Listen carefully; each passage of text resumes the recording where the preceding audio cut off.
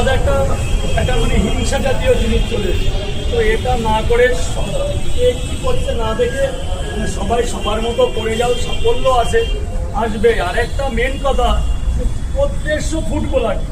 আমি আমার খাবার কেমন হয়, তুমি খাবার নিয়ে দু কথা বলো, সেটা ছেড়ে তুমি কোথায় গেছিলে, তুমি রাতে কটায় ওঠো, তুমি দিনে ঘুমাও না রাত্রে ঘুমাও, তুমি দিনে জল খাও না মদ খাও, তুমি দিনে খাও না জল খাও, এইগুলো হয়েছে এখন প্রফেশনালি।